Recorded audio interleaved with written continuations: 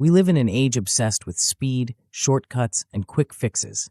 Everywhere you turn, the world promises instant results, overnight transformations, and rapid success. Yet the same cycle repeats. We start strong, burn out fast, and end up right back where we began. If you've felt the frustration of this loop, if you've wondered why, despite your ambition and hard work, real progress feels so elusive, you are not alone. This book is for anyone who senses that there must be a better way.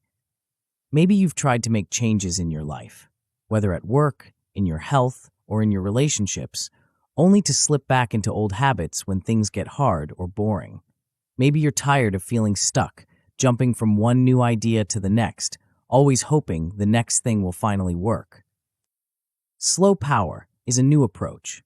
It's about choosing to stick with what matters, day after day, even when the results aren't instant or dramatic. It's about doing the simple things well and doing them often enough that they add up to something big over time. Here, you'll learn why the people who keep going, quietly and steadily, end up going further than those who burn bright for a moment and then fade away. In these pages, you'll find practical tools for building habits that last, even if you've struggled before. You'll see how small daily actions, repeated over time, can build real confidence and change who you believe yourself to be. You'll discover how to focus on one important thing instead of getting distracted by everything at once, and how to keep making progress, even when it feels slow or invisible. You don't need to be perfect. You don't need to have endless motivation. You just need a system that makes showing up easier, not harder, and the patience to let your efforts grow. If you're ready to stop starting over, to stop chasing quick wins, and to finally build something that lasts, this book is for you. The journey starts with small steps, but the results can change your life. Let's get started. Chapter 1: Slow Power. Everything you have been told about success is designed to keep you weak. Look around you. The modern world is obsessed with speed. It screams at you to hack your way to the top, to find the shortcut, to get rich in 30 days, to transform your life overnight. You are bombarded with highlight reels of 20-year-old millionaires and viral sensations who seemingly materialized out of thin air. This culture has convinced you that if you aren't winning immediately, you are failing. It has sold you the lie that intensity is the only metric that matters. But there is a reason why the men who chase speed eventually crash. They are building on sand. They are addicted to the dopamine hit of the start, but they have no stomach for the stay. If you are reading this, you likely feel a gnawing frustration in your gut. You are capable. You are ambitious. You have started a dozen projects, launched new habits, or sworn to learn new skills, only to find yourself back at square one 6 months later. You know the pattern. You get excited, you buy the gear, you announce your plans, and you sprint. For 2 weeks, you are on fire. Then, life happens. You miss a day. The results don't show up instantly. The excitement fades, replaced by a heavy, familiar boredom. So you quit, you reset, you look for the next shiny object, hoping this time it will be different. It won't be different until you change your operating system. You are here because you are tired of being fragile. You are tired of the cycle of resets that leaves you with nothing but regret and a resume full of half-finished experiments. This book is not about how to run faster. It is about how to stop stopping. It is about the brutal, simple truth that the men who win big are not the ones who sprint the hardest, but the ones who quietly outlast everyone else. We are going to dismantle your addiction to the quick fix and replace it with something far more dangerous to your competition: slow power. The graveyard of half-built bridges. There is a specific type of tragedy that plagues the modern man, and it is the tragedy of the half-built bridge. Imagine a man who wants to cross a river. He spends months gathering wood, studying engineering, and sweating under the sun.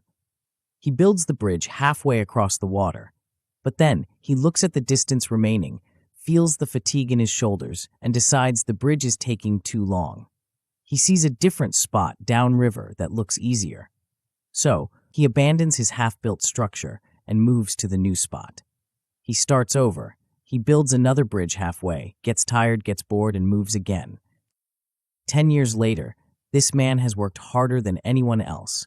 He is exhausted, his hands are calloused, but he has never crossed the river. He has nothing to show for his effort but a series of rotting, unfinished monuments to his own impatience. This is the fragile man pattern. It is the pattern of the man who starts strong, fades quickly, and resets often. The cost of this pattern is not just lost time, it is lost self-respect. Every time you abandon a path because the dopamine wore off, you are filing evidence against yourself. You are teaching your brain that you are not a man who finishes. You are teaching yourself that your word means nothing. Over time, this morphs into a deep, protective cynicism. You stop setting goals because you know, deep down, you won't stick to them. You become numb, shielding yourself with the excuse that nothing works, when the reality is that you never stayed long enough for anything to work. In a competitive world, inconsistency is a death sentence. Unreliable men are easy to replace and even easier to ignore. You might have talent, you might have potential, but if you cannot apply it consistently over a long time horizon, you are invisible. The world is filled with talented men who couldn't stick it out. They are the background noise. To separate yourself from them, you don't need more talent. You need to stop resetting. The mathematics of the boring. To understand slow power, you must understand the game you are actually playing. You are not playing a game of lottery tickets. You are playing a game of compounding. Compounding is the eighth wonder of the world, but it is also the most misunderstood. We all know how it works with money. Interest on top of interest grows non-linearly. But few men realize that behavior compounds exactly the same way. Every time you repeat a small, boring action, you are making a deposit. You are building what we will call consistency capital. Here is the catch, and here is why most men fail. Compounding is invisible in the beginning. When you start a new trajectory, whether it is building a business, learning a craft, or reshaping your career, you enter a phase called the unstoppable curve. In the early stages of this curve, the line is flat. You put in the work, and nothing happens. You show up for 10 days, and the results are 0. You show up for 30 days, and the results are still 0. This is where the fragile man quits. He looks at the lack of external validation and assumes the process is broken. He is wrong. The process isn't broken, it is buffering. This is the concept of result lag. There is always a delay between the effort you invest and the visible payoff. During that long, flat period, you are not failing. You are storing potential energy. You are accumulating capital beneath the surface. The men who win are simply the ones who understand that the flat line is a necessary part of the curve. They know that if they just keep making deposits, the curve will eventually bend upward. When that bend happens, it looks like magic to the outside world. People will call you an overnight success. They will look at your sudden rise in status, skill, or wealth and ask for your secret. They won't see the 3 years of quiet, boring, repetitive days where you showed up when no one was watching. They won't see the slow power you accumulated while they were busy switching lanes. Killing the hero, birthing the professional. The biggest enemy of consistency is your reliance on motivation. Motivation is a feeling, and feelings are biological weather. They change with your sleep, your blood sugar, the stress of your day, and the validation you get from others. If you only work when you feel motivated, you are not a professional, you are a hobbyist. The fragile man waits for the lightning strike of inspiration. He needs to feel ready before he acts. The unstoppable man understands that action creates the feeling, not the other way around. He shifts his operating system from motivation to identity. This is a concept we will explore deeply in the chapter on identity lock, but you must grasp the fundamental shift right now. You need to stop trying to do discipline and start being the person who shows up. It is the difference between saying, "I am trying to write a book," and "I am a writer." A writer writes, regardless of whether he feels like it. A professional shows up, regardless of the rain. When you anchor your consistency to your identity, you remove the decision-making fatigue. You don't wake up and ask, "Do I feel like doing the work today?" That question is irrelevant. You do the work because it is who you are. This shift requires you to kill the hero inside you, the part of you that wants to save the day with a massive, heroic burst of effort. Heroics are unsustainable. Heroics lead to burnout. We don't want heroics. We want a boring, relentless, terrifying reliability. You must choose one lane. You cannot compound in 5 directions at once. This is the mistake of the dabbler. He spreads his energy so thin that he makes a millimeter of progress in a dozen directions, never breaking through in any of them. To utilize slow power, you must define your core goal for the next 12 to 36 months. You must commit to no resets. You must decide that for this season of your life, you are going to be the man who stays in this specific arena until the compounding curve bends. The quiet monopoly of reliability. If you follow the path laid out in this book, something profound will happen to your reputation. In a world of flakes, the man who does what he says he will do becomes a unicorn. Reliability is the ultimate currency. When you practice process-first thinking, ignoring the shiny outcomes to obsess over the daily execution, people begin to notice. You become a stabilizing force. Bosses, partners, and clients stop worrying about whether you will deliver. They know that if you said it, it is as good as done. This reputation for follow-through attracts opportunities that the erratic genius never sees. Trust is the lubricant of success, and consistency is the generator of trust. But the external rewards are secondary to the internal shift. As you stack days, weeks, and months of uninterrupted execution, you develop a deep, quiet confidence. It is not the loud, hollow arrogance of the man who is faking it. It is the heavy, grounded confidence of a man who knows his own resume. You stop fearing difficult challenges because you know you have the sustainable fire to outlast the difficulty. Consider the greats in any field. Look at an investor like Warren Buffett or an athlete like Kobe Bryant. We worship their highlights, but we ignore their boredom tolerance. Buffett didn't get rich by day trading. He got rich by holding positions for decades when everyone else was panicking. Bryant didn't become a legend by only practicing when the cameras were on. He became a legend by doing the same drills thousands of times in an empty gym. They understood that the overnight success is a myth sold to consumers. Producers know that mastery is just a pile of small, correct actions stacked over a lifetime. The fork in the road. You are standing at a fork in the road. To the left is the path you have always taken. It is the path of the fragile man. It is seductive. It promises quick wins, exciting new beginnings, and the thrill of the hack. It tells you that you can have it all without the grind. But you know where that path leads. It leads to the graveyard of half-built bridges. It leads to a decade from now, looking back with the bitter taste of potential that was never realized. It leads to being a man who talks a big game but has no receipts to back it up. To the right is the path of slow power. It is unglamorous. It is steep. It requires you to embrace strategic patience and to find glory in the mundane. It demands that you kill your addiction to instant gratification. It asks you to be the tortoise in a world of hares, knowing full well that the tortoise is the one who actually crosses the finish line. This path is not for everyone. Most men will read the title of this book, nod their heads, and then go back to scrolling for the next secret trick. They will choose to remain fragile. But you can choose to be different. You can choose to become the man who quietly outlasts them all. You can choose to trade the cheap high of the start for the deep satisfaction of the finish. You can decide right now that you are done with resets. You are done with excuses. You are ready to build something that stands the test of time. The system you are about to learn is not a magic pill. It is a blueprint for a fortress. We will build it brick by brick, starting with how you view your own effort. We are going to take your desire for success and channel it into a vessel that can actually hold it. But before we can build the fortress, we need to gather the raw materials. You need to understand that consistency is not just a behavior. It is an asset class.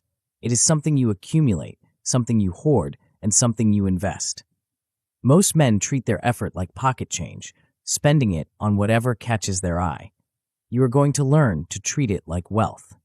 The first step is to open your account. Before we continue, make sure to subscribe to Grow to the Top and activate notifications to receive more self-improvement tips that will supercharge your growth. And make sure to give this video a thumbs up and share it with your friends. It really helps the channel grow. Thank you for your support. Chapter 2, Consistency Capital. Imagine you are standing in front of a slot machine. You have a pocket full of coins, your time, your energy, your focus. You feed the machine, pull the lever, and wait. Nothing. You pull again. Nothing. You get frustrated, kick the machine, and walk away to find a different game. This is how most men treat their effort. They treat it like a gamble. They want the jackpot, and they want it now. When the payout doesn't come immediately, they assume the game is rigged or that they are just unlucky. But you're not a gambler. You are an investor. The fundamental mistake you have been making is viewing your daily actions as expenses. You think of a workout, a writing session, or a sales call as something you spend energy on. You view it as a cost.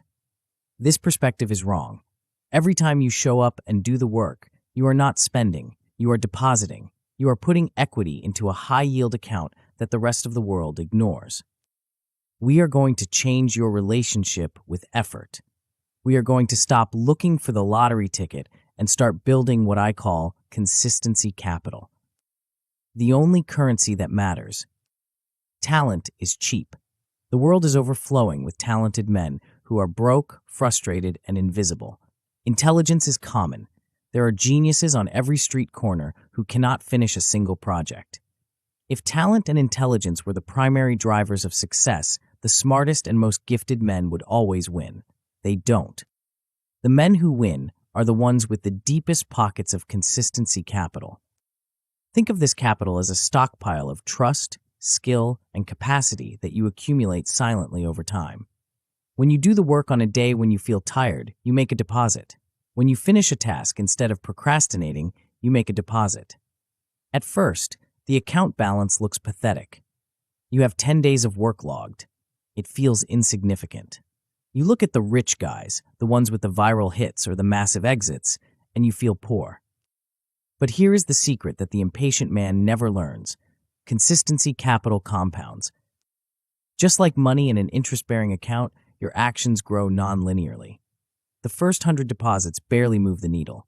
You are sweating, grinding, and seeing almost no return. This is where 99% of your competition drops out. They withdraw their meager savings and leave. But if you stay, if you keep depositing, the compound interest kicks in. Your skills don't just add up, they multiply. Your reputation doesn't just grow, it solidifies into concrete. This is your competitive advantage. Most people are operating on a paycheck-to-paycheck mentality with their effort. They work hard for a week, see no result, and quit. They have zero capital. By simply refusing to stop depositing, you create a gap between you and them that eventually becomes impossible to close. They can't catch you because they can't replicate the 3 years of daily deposits you have banked. Stop spending, start banking. To build this wealth, you must first stop diversifying your portfolio into oblivion. You need to define your main account. A common trap for the ambitious man is the desire to be everything at once. You want to launch the business, learn a new language, train for a triathlon, and write a novel all in the same month. This is financial suicide for your energy. When you spread your deposits across 10 different accounts, none of them reach the threshold for compounding. You end up with 10 empty accounts instead of one overflowing vault. You must choose one primary lane. This is the account where you will make your daily deposits. It might be your career, a specific craft, or a business venture. Everything else is secondary. Everything else gets the leftovers. This sounds restrictive, but it is actually liberating. It gives you a clear directive for the day. Did I make my deposit in the main account? If the answer is yes, the day was a success. If the answer is no, you are sliding backward. You need to move from vague intentions to hard numbers. You cannot manage a bank account by feeling like you have money, and you cannot build consistency capital by feeling like you worked hard. You need to track it. You need a ledger. This isn't about obsessing over data. It is about proving to yourself that the capital exists. When motivation dips, and it will, you need to be able to look at your ledger and see the chain of deposits. That visual proof is evidence that you are not a flake. It is evidence that you are building an asset. The bankruptcy of motivation.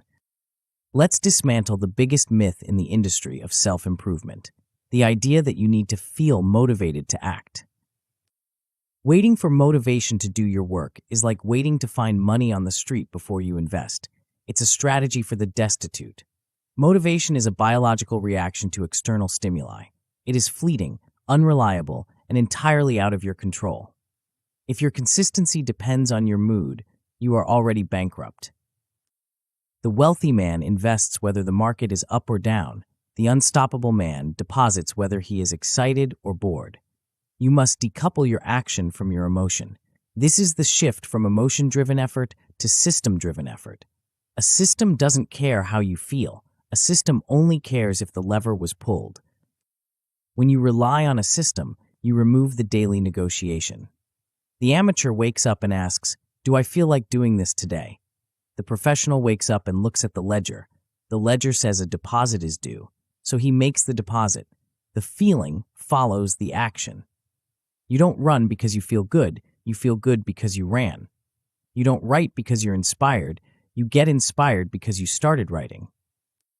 This applies to the myth of the perfect plan as well. Many men use planning as a way to procrastinate. They spend weeks designing the perfect logo, the perfect workout split, or the perfect morning routine, but they never actually do the work. They are designing the vault, but never putting any money inside it. A perfect plan with 0 deposits is worth nothing. An imperfect plan with 1,000 deposits is worth a fortune. The minimum viable deposit. So how do you start building this fortune without burning out in the first week? You lower the barrier to entry. You establish a minimum viable deposit. Most men start with a deposit that is too big. They commit to working on their business for 4 hours every night. They commit to writing 2,000 words a day. This is the equivalent of trying to invest 90% of your paycheck. You will starve. You will crash. And when you crash, you will miss a day. Then you will miss 2. Then you will declare bankruptcy and quit. Instead, I want you to set a daily minimum that is so small it feels ridiculous. Maybe it is 20 minutes of deep work. Maybe it's writing 3 sentences. Maybe it is reading 1 page. The size of the deposit matters less than the frequency of the deposit.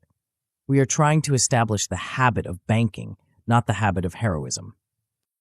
On your best days, you can do more. You can deposit extra. But on your worst days, when you are sick, tired, and overwhelmed, you must still be able to hit your minimum. This protects the chain. It protects the compound interest. If you miss a day, you don't just lose that day's progress. You interrupt the momentum of the compounding curve. If you do miss a day, you must declare a state of emergency. You never miss twice. Missing once is a mistake. Missing twice is the start of a new pattern. It is a signal to your brain that the account is closed. You must get back to the ledger immediately, even if it means doing a microscopic deposit just to keep the account open. Rigging the game. Willpower is a battery, and it drains quickly. To build consistency capital for the long haul, you need to stop relying on your battery and start plugging into the grid. You need to rig the game in your favor. One of the most effective ways to do this is to anchor your deposits to things you already do. You don't need willpower to brush your teeth or eat dinner. These are established currents in your day. Anchor your new deposit to one of them. After I pour my coffee, I write for 20 minutes. As soon as I walk in the door, I do my 10 minutes of study. You are hitching a ride on a habit that already exists. You should also lie to your brain. The brain is lazy. It wants to conserve energy. If you tell your brain, "We are going to work for 2 hours," it will panic and flood you with resistance. But if you tell your brain, "We are just going to do 5 minutes," it will relax. It can handle 5 minutes. The trick, of course, is that once you start, the friction disappears. The hardest part of any action is the first 60 seconds. By lowering the entry cost, you trick yourself into starting, and starting is the only thing that matters. Make the scoreboard visible. Don't hide your progress in a digital folder you never open. Put a calendar on the wall. Mark a big red X on every day you make a deposit. Humans are visual creatures. We hate breaking a streak. When you see a chain of 20 X's, you will feel a protective instinct over that chain. You won't want to be the guy who broke it. That visual chain is your bank statement.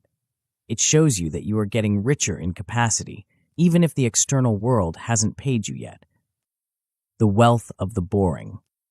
If you commit to this, if you stop gambling and start banking, the outcomes follow a predictable trajectory.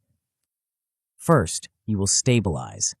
The chaotic swings of your life will dampen. You will stop having weeks where you do nothing and weeks where you kill yourself. You will find a steady, rhythmic baseline. You will feel less scattered and more in control. You will start to trust yourself again. Then, usually around the 6-month mark of steady deposits, you will see the skill jump. Because you haven't been resetting, your skills have actually had time to deepen. You will notice that things that used to be hard are now easy.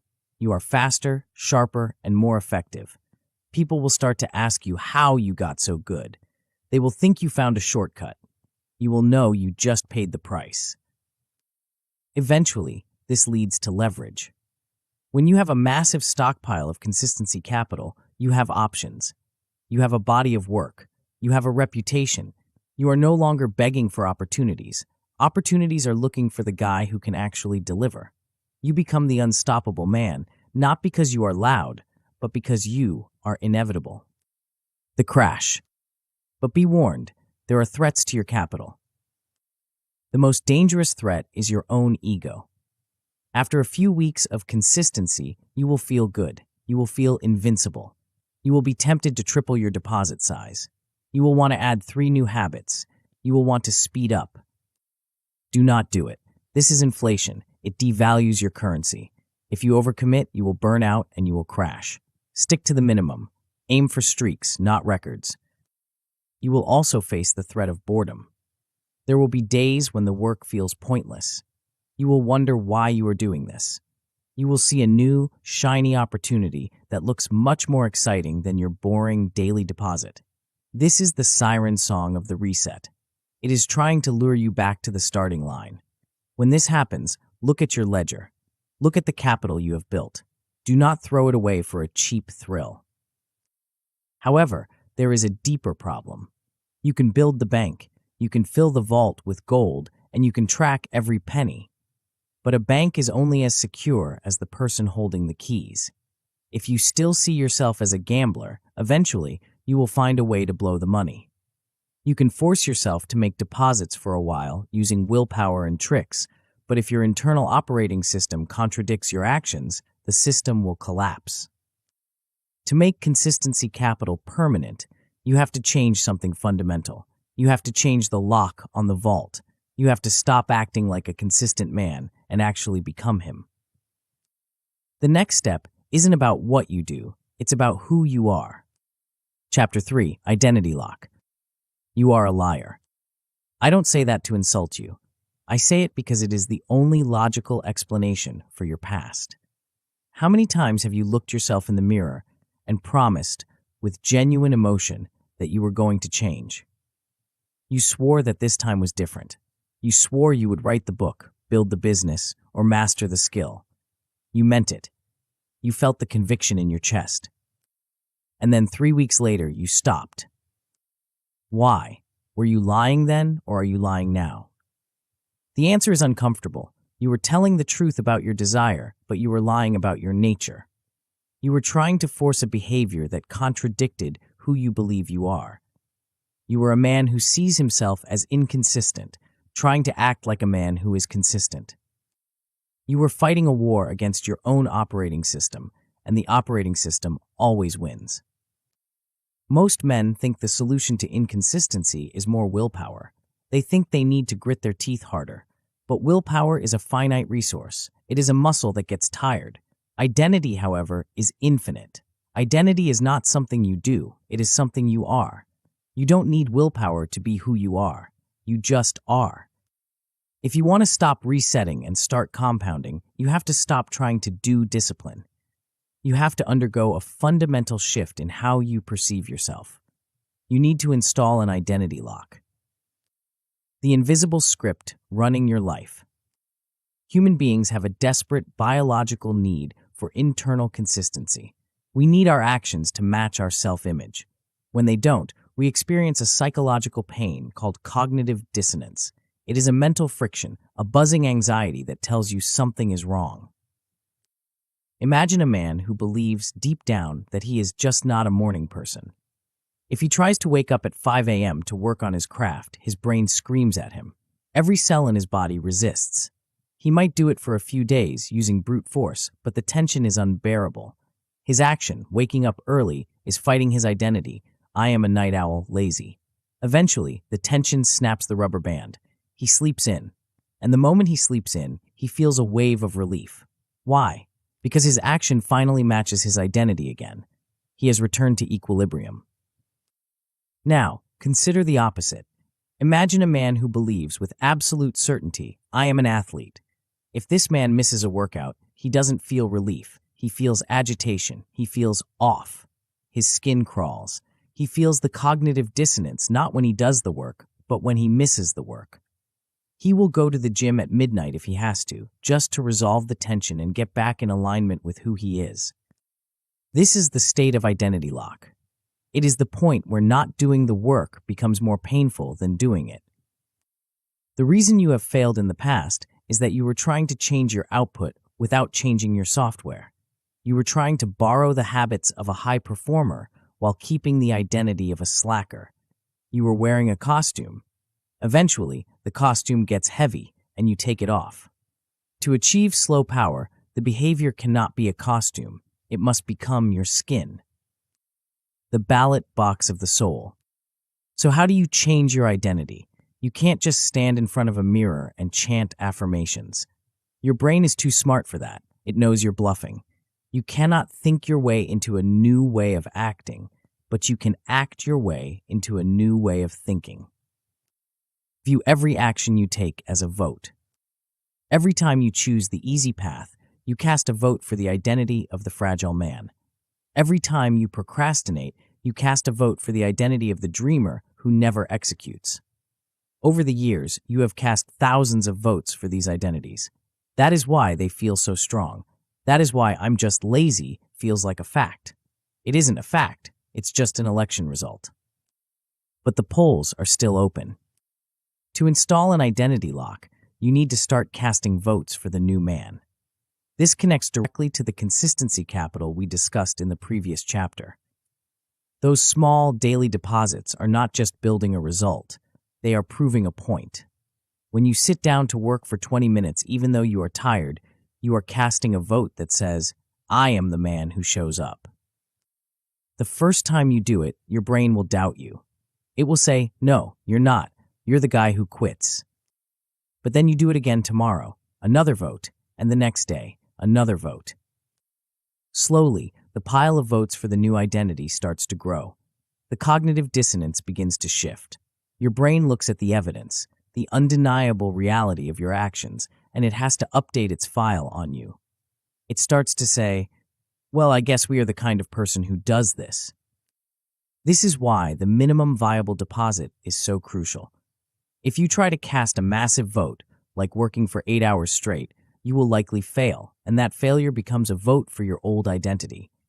But if you cast a small, undeniable vote, you win. You don't need a landslide victory immediately, you just need to start swinging the election.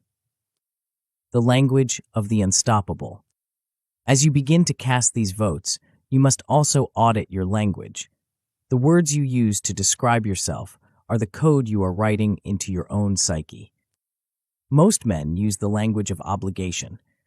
They say, I have to work on my project today, or I really should get this done. Listen to the weakness in those words. Have to implies you are being forced against your will. Should implies you probably won't. This is the language of a victim, not a master. The unstoppable man uses the language of identity. He uses because statements. I am doing this deep work session because I am a writer. I am turning off my phone because I am a focused professional.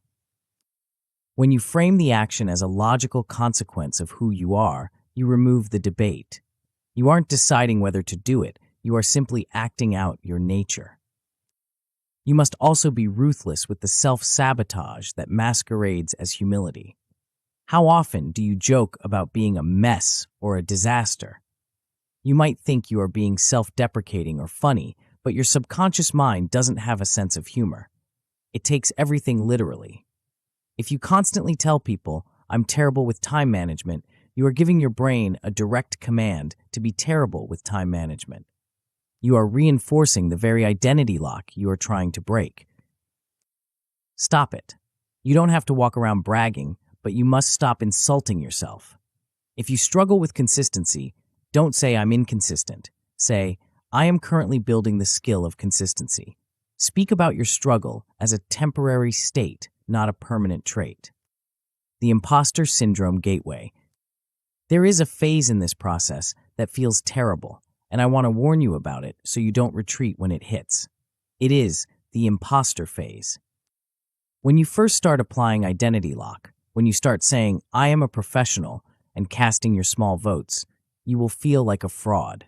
You will feel like a kid wearing his father's suit. Your old friends might look at you with skepticism. Your own internal critic will laugh at you. "Who do you think you are?" It will sneer. "You're just pretending." Good. You should feel like an imposter. Feeling like an imposter is a sign that you are expanding. It means you have stepped into a room that is bigger than your current self-perception. The only people who never feel like imposters are the ones who never change. You must be willing to sit in that discomfort. You must be willing to be the man who is faking it for a little while. But here's the difference between a fake and a builder. The fake has no intention of becoming the thing he pretends to be. You do. You are not pretending to be consistent to fool others. You are practicing consistency to rewire yourself. This is how you rebuild self-trust. You have broken promises to yourself for years. You have taught yourself that your word is garbage. The only way to fix that relationship is the same way you fix a relationship with a friend you betrayed. You show up. You make a small promise, and you keep it. You make another small promise, and you keep it. You don't make big, flashy promises. You just quietly, boringly keep your word.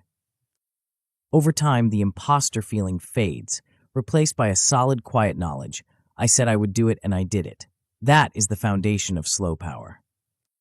Designing the new man. Now, we need to make this concrete. You need an identity statement. This is not a paragraph. It is not a vision board. It is a single, sharp sentence that defines who you are in your chosen lane. It follows a simple structure. I am the man who core behavior in chosen lane. It might be, I am the man who writes 500 words every morning, no matter what. It might be, I am the man who never misses a scheduled client call. It might be, I am the man who studies his craft for 30 minutes every night. Notice the specificity. It isn't "I am a hard worker." That is too vague. Your brain can wiggle out of that. It needs to be binary. Did you write the words? Yes or no. Did you study? Yes or no. Write this statement down. Look at it. Does it scare you a little? It should. It should feel like a standard you have to stretch to reach. Once you have it, this sentence becomes your filter. When you are tired and want to skip the work, you ask yourself, what would the man in this sentence do? The answer is always obvious. The man in the sentence would do the work. So you do the work. Not because you feel like it, but because you refuse to make a liar out of that sentence. You refuse to cast a vote for the old you. The environment of belief. Finally, you must understand that your identity is fluid, and it takes the shape of the container it is in. If you are trying to build the identity of a focused, high-performing man, but you surround yourself with people who celebrate mediocrity, you are fighting a losing battle. We are social creatures. We look to our tribe to tell us what is normal. If your tribe believes that trying hard is uncool or that ambition is a waste of time, their doubts will seep into your pores. They will act as identity anchors, holding you in your old spot. You need identity mirrors. You need to be around people, or consume the work of people, who reflect the identity you are trying to build. When you see others who have normalized the behavior you want, it stops feeling impossible and starts feeling expected. If you want to be a writer, read about the daily routines of prolific authors. If you want to be a business owner, listen to the stories of men who built slowly and steadily. Let their normality become your normality. The trap of the scoreboard. By now, you have the capital. You understand that every action is a deposit. You have the identity. You understand that you are casting votes for a new self. You are ready to work. You are ready to be consistent. But there is a trap waiting for you, and it is the most common reason men abandon this path even after they have started well. You are going to do the work. You are going to show up. You are going to be the man who stays.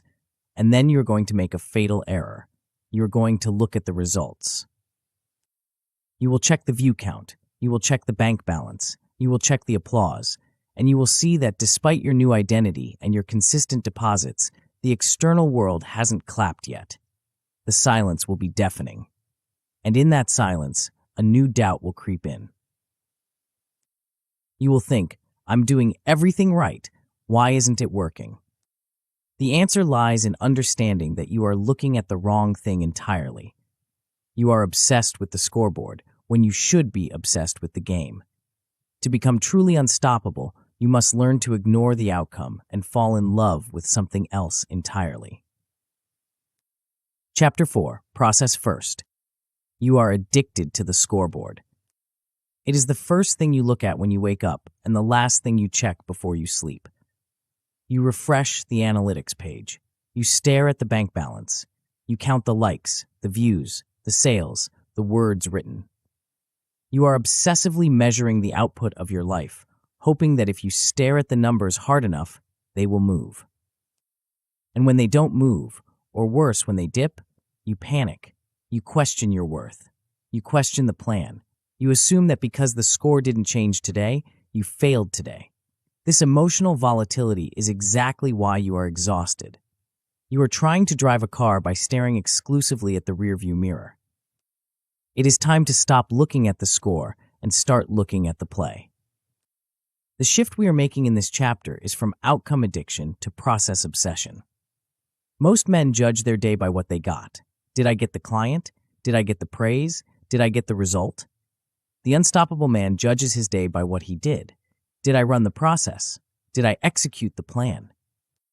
If you want to escape the emotional roller coaster of inconsistency, you must understand a fundamental truth about how reality works. Outcomes are ghosts. They are the shadows of actions you took weeks, months, or even years ago.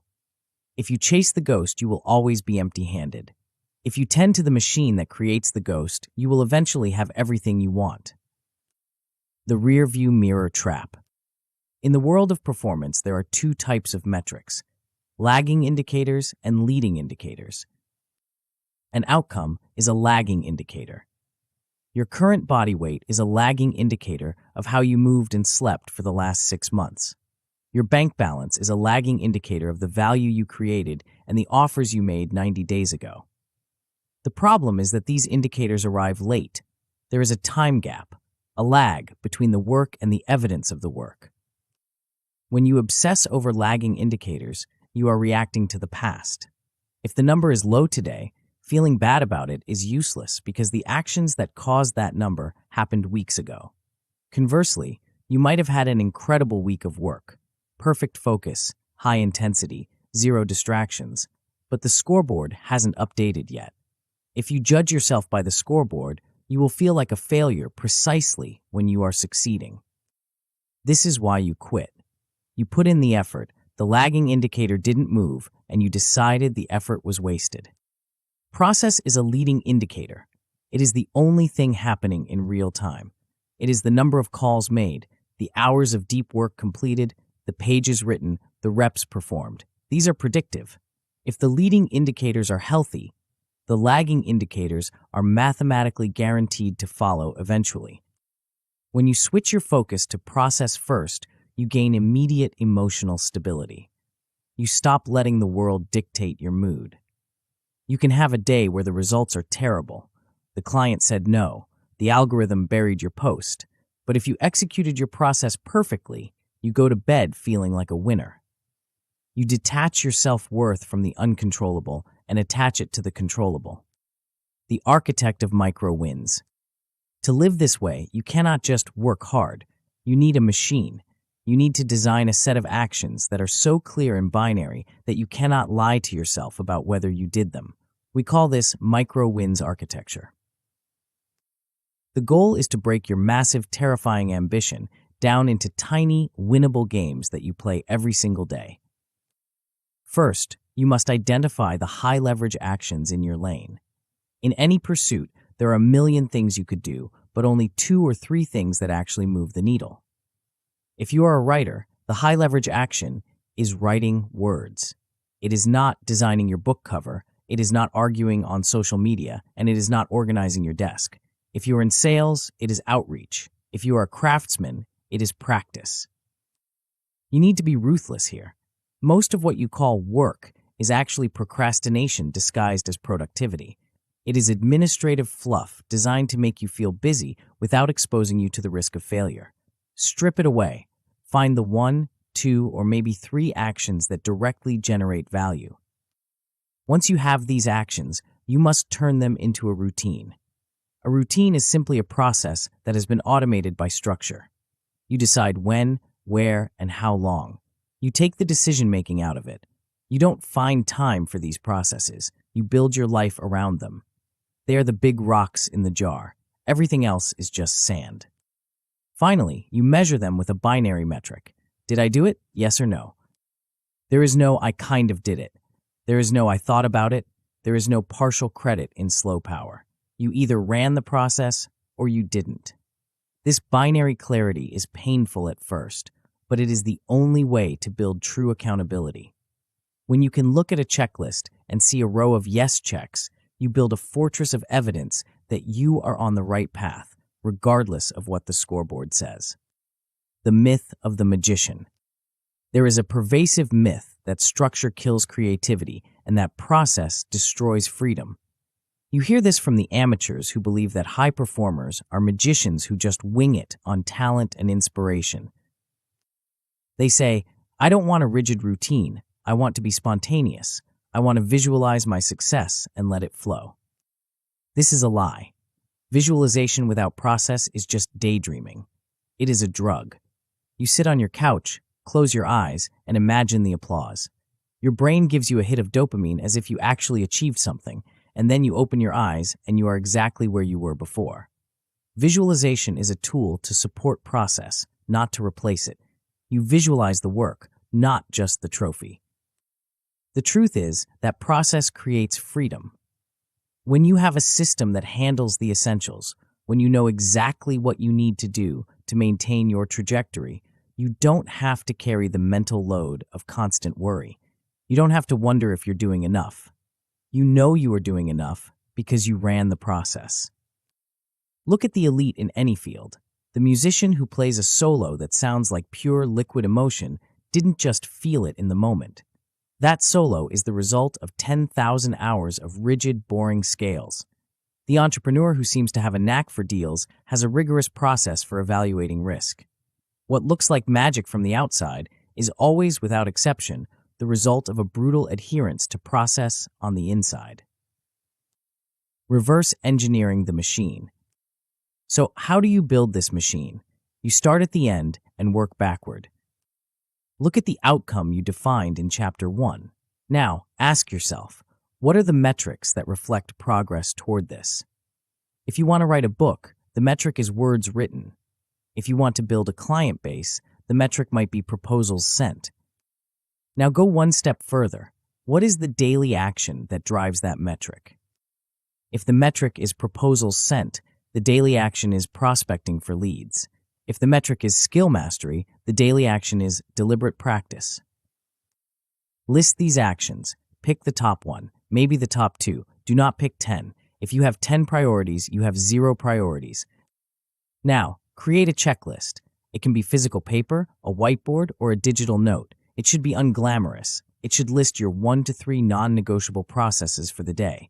Next to each, put a box. Your entire goal for the day is to check those boxes. If the house is on fire, but you check the boxes, you won. If you made $1 million but didn't check the boxes, you got lucky, and luck is not a strategy. The appointment with yourself. To ensure these boxes get checked, you must use time blocking. Do not put these tasks on a to-do list. A to-do list is a graveyard of good intentions. A to-do list is where tasks go to die. Put them on your calendar. Treat your process block like a meeting with the most important person in your life. Because it is. It is a meeting with your future self. You wouldn't blow off a meeting with a high-stakes investor because you didn't feel like it or because you got distracted by an email. Treat your process time with the same reverence. During that block, the world does not exist. The phone is off, the door is closed, you are in the machine.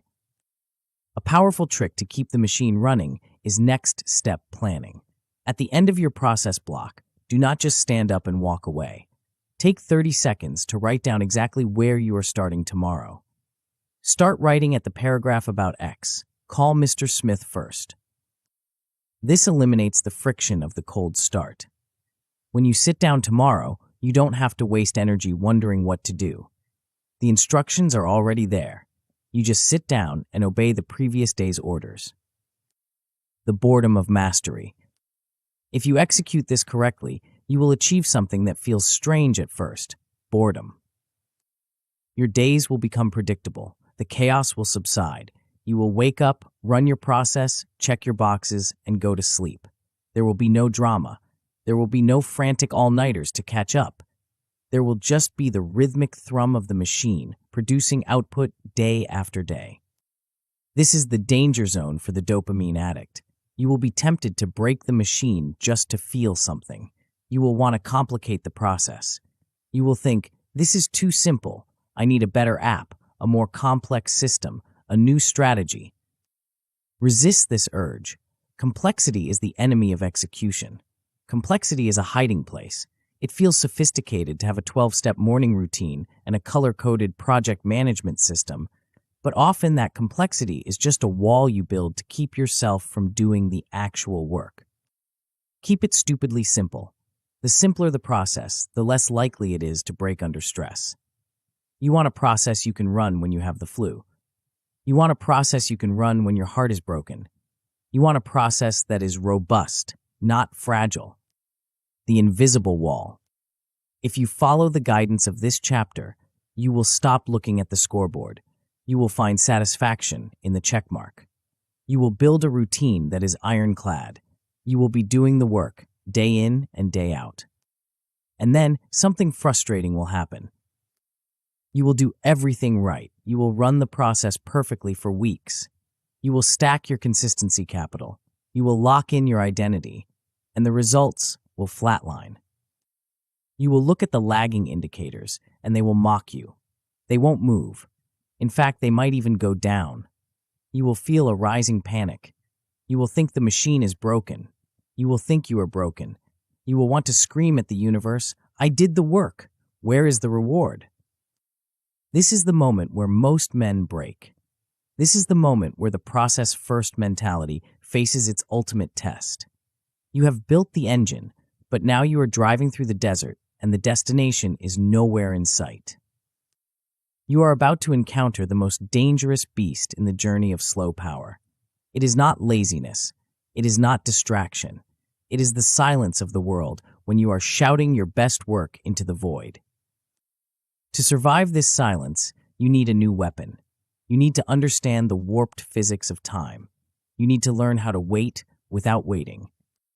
Chapter 5, Strategic Patience. There is a specific moment where dreams go to die. It is not at the starting line. Starting is easy. It is not at the finish line. Everyone loves the victory lap. It is in the middle. It is in the long, silent stretch where you have been doing the work for weeks or months and absolutely nothing seems to be happening. You have built your consistency capital. You have locked in your identity. You are running your process every single day. You are checking the boxes. You are doing everything right. And yet, the scoreboard hasn't moved. The bank account looks the same. The audience hasn't grown. the skill level feels stagnant. You are shouting into a canyon, and there is no echo. This is the moment where the fragile man breaks. He looks at the lack of results and interprets it as failure. He thinks, this isn't working. He panics. He changes the plan, or worse, he quits entirely.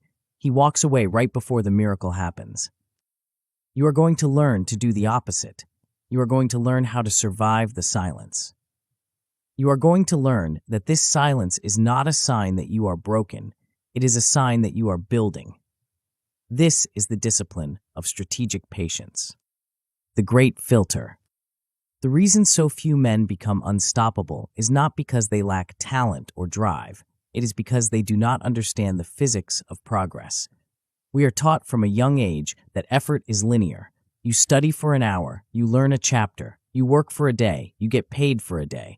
We expect a vending machine universe. Put the coin in, get the candy out immediately. But meaningful success does not work like a vending machine. It works like agriculture. You plant the seed, you water the soil, you remove the weeds. You do this for weeks, and for a long time, the surface of the soil looks exactly the same as it did before you started. If you were to judge your progress by what you can see, you would assume you are wasting your time. This phenomenon is called result lag. It is the unavoidable time gap between the effort you invest and the visible reward you receive. Result lag is the great filter. It is the mechanism that separates the dabblers from the dominators. The dabbler interprets the lag as a personal rejection. He thinks, I'm not good enough, or this strategy is flawed. He lets the silence destroy his confidence. The unstoppable man, however, anticipates the lag. He knows that the delay is structural, not personal. He knows that while the surface is still, the root system is expanding deep underground. When you understand result lag, you stop making desperate moves. You stop changing your strategy every 3 weeks just because you haven't gone viral or become rich yet. You realize that the silence is not an enemy to be feared, but a period to be exploited. While your competition is freaking out and resetting, you are calmly watering the soil, knowing that the sprout is inevitable. The lie of the straight line. If you were to graph the trajectory of an unstoppable man, it would not look like a straight line going up and to the right. It would look like the unstoppable curve. The unstoppable curve is terrifying to the uninitiated. It begins with a long, flat line that hugs the bottom of the graph. This is the valley of disappointment. This is where you are putting in maximum effort for minimum visible return.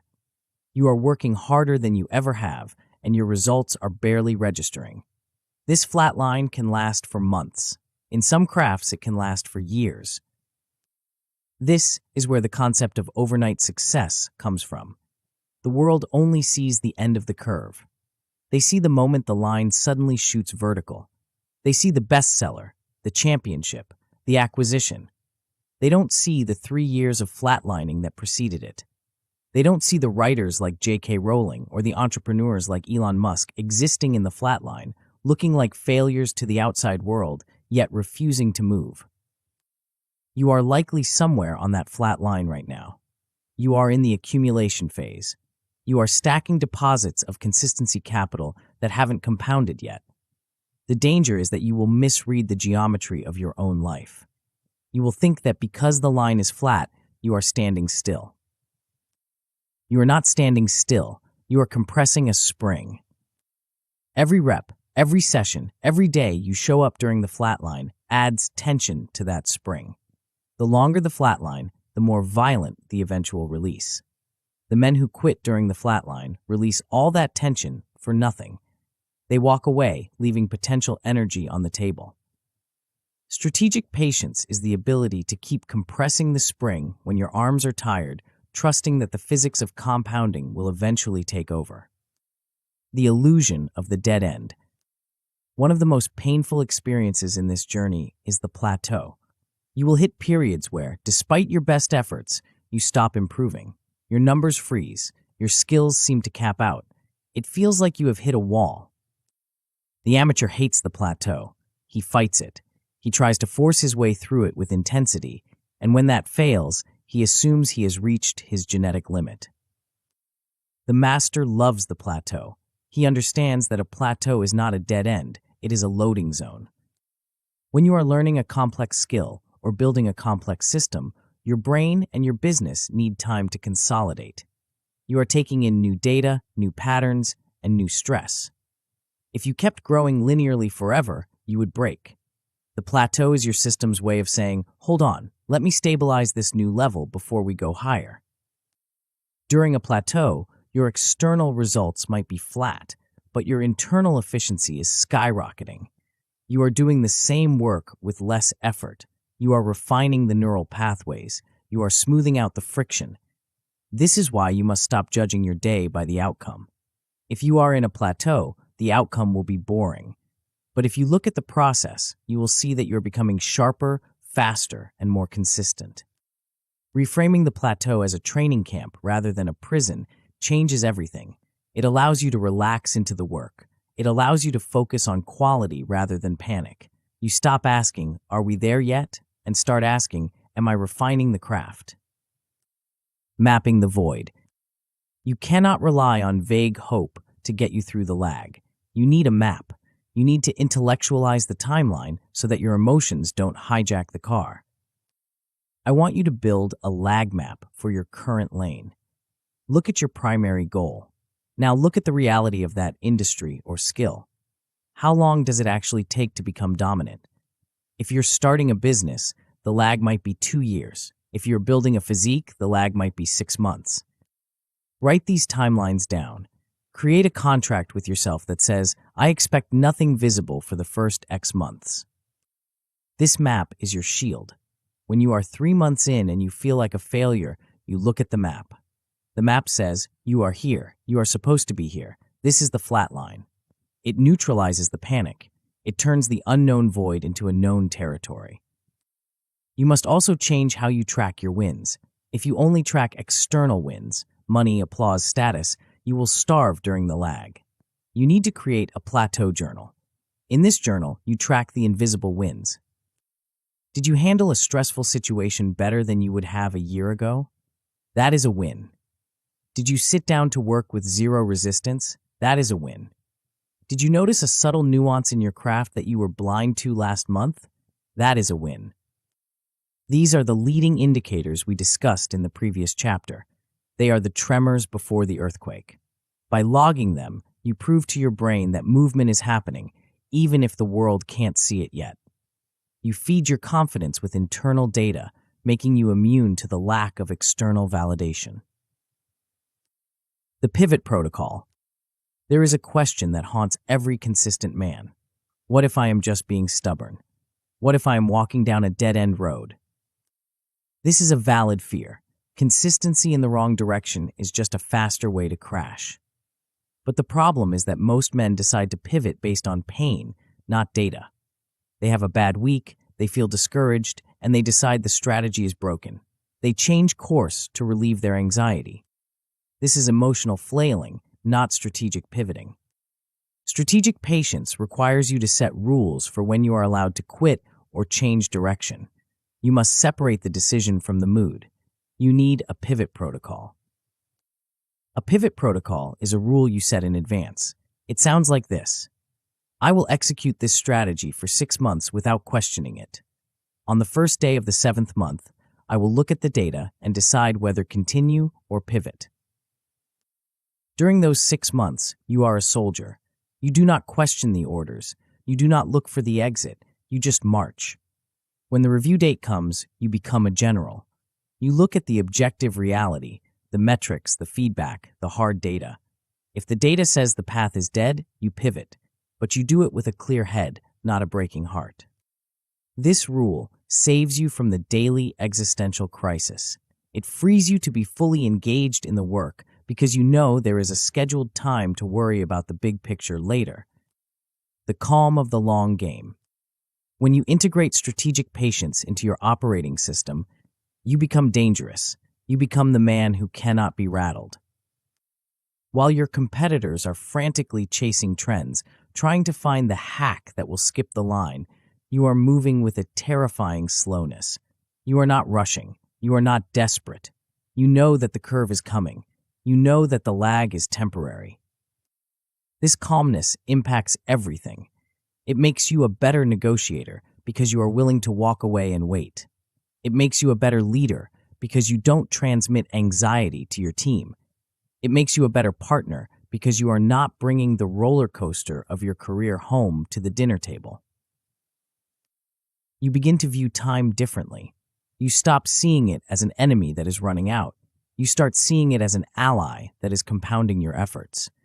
You realize that if you just stay on the path, if you just keep making the deposits, the math will eventually work in your favor. But there is a trap. You can have the discipline, you can have the identity, you can have the patience to endure the silence, you can be ready to wait for the curve to bend, but all of that patience is useless if you make the one mistake that destroys compounding instantly. You can wait for 10 years, but if you wait for 10 years while constantly changing which line you are standing in, you will die waiting. The greatest threat to your slow power is not that you will quit, it is that you will start something new. No resets. The most dangerous moment in your trajectory is not when you fail, it is when you get a new idea. You know the feeling. You are 3 months into a difficult project.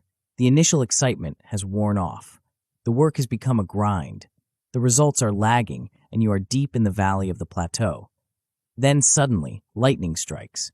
You see a new opportunity, a new business model, a new skill that promises to be the future, a new path that looks smoother, faster, and more exciting than the muddy road you are currently walking. Your brain floods with dopamine. You imagine the possibilities. You tell yourself that this new thing is the one. You convince yourself that your current path was just a learning experience, a stepping stone, or a mistake. So you pack up your tools, abandon the half-built structure you've been laboring over, and move to the new lot. You start digging a new foundation. You feel energized again. You feel productive. But you are not productive. You are committing suicide by restart. This is the addiction to the blank slate.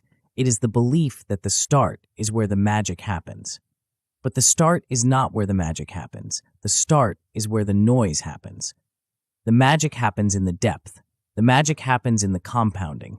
And every time you reset, you murder your compounding. You have likely spent the last decade digging 20 holes that are 1 foot deep.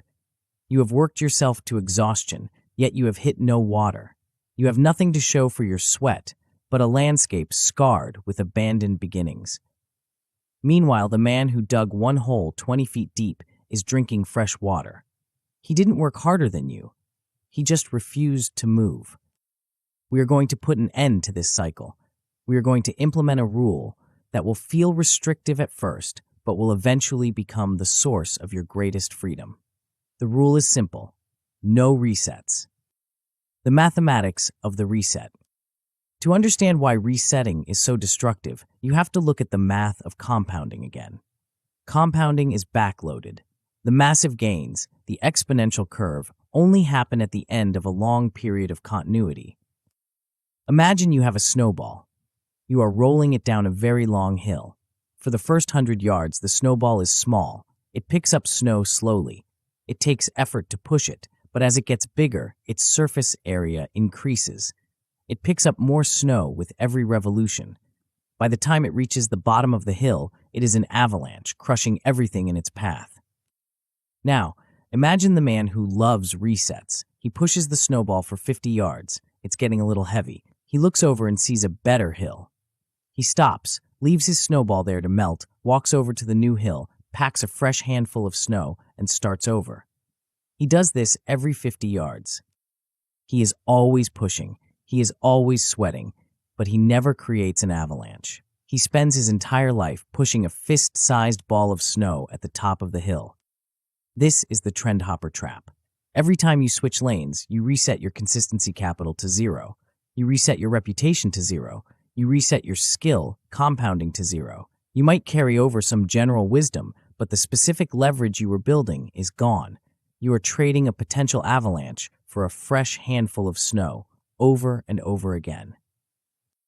The cost of this is not just lost time, it is opportunity cost. Every time you say yes to a new path, You are screaming no to the depth you could have achieved on the old path. You are abandoning the interest payments right before they were about to hit your account. The cult of the generalist. Society loves to tell you that you should be a Renaissance man. It tells you to diversify. It tells you to have 7 streams of income before you have even built one. It tells you that variety is safety. This is a lie designed to keep you average. In the real world, the market does not pay for average. It does not pay for pretty good. It pays for scary good. It pays for depth. Think about the people who are truly unstoppable in their fields. Think about Warren Buffett. He didn't jump from stocks to crypto to real estate flipping to e-commerce dropshipping. He picked one lane, value investing, and he stayed in it for 80 years. He rode the same snowball down the same hill for a lifetime. Think about Lionel Messi. He didn't try to become a professional tennis player when he had a bad season. He refined a very narrow set of skills with a soccer ball until he was untouchable. Depth is leverage. When you stay in a lane for years, you develop nuances that the dabbler can't even see. You build a network that trusts you because you are a permanent fixture, not a tourist. You build a body of work that speaks for itself. The dabbler has a resume full of interesting experiments. The master has a legacy. The dabbler is kinda good at a lot of things, which means he is replaceable in all of them. The master is dangerous in one thing, which means he is essential. In a world that is distracted, frantic, and obsessed with the new, the man who stays is a revolutionary. Focus is your competitive advantage. While everyone else is chasing the latest trend, you are quietly digging deeper. While they are skimming the surface, you are striking oil. The boredom filter. So why do we reset? Why is it so hard to stay?